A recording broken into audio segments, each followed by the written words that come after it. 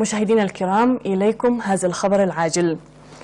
افتتح اليوم خط دبي-سيما بوري البري الذي يربط بين إريتريا وإثيوبيا اليوم الثلاثاء 11 من سبتمبر الجاري رسميا. ودشن افتتاح الطريق الذي يربط بين إريتريا وإثيوبيا لخدمة الشعب وتحرك الممتلكات من وإلى إريتريا وإثيوبيا، ويربط أيضا بميناء عصب بعد قطيعة دامت 20 عاما. فخامة الرئيس إسياس أفورقي ورئيس وزراء جمهورية إثيوبيا الديمقراطية الاتحادية الدكتور أبي أحمد.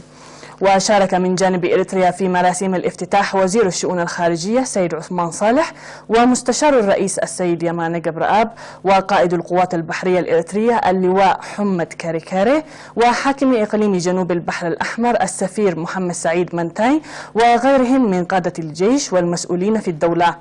بينما شارك من الجانب الإثيوبي أيتا ماجور شوم الجيش الإثيوبي والفريق سعاري ونائب رئيس الوزراء دمقة مكنن.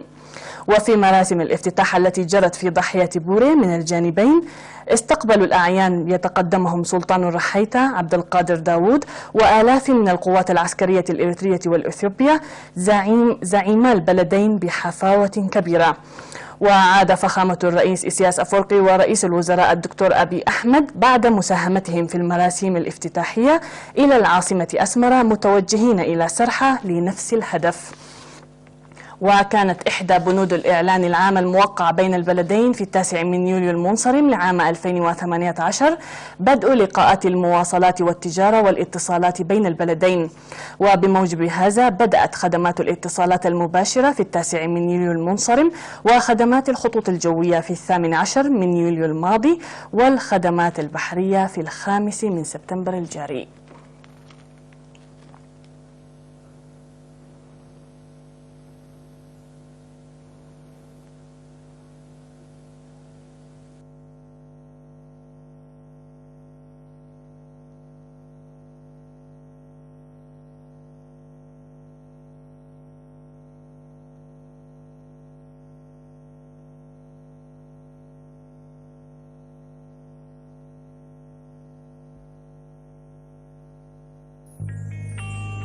عبزا خبر تقلب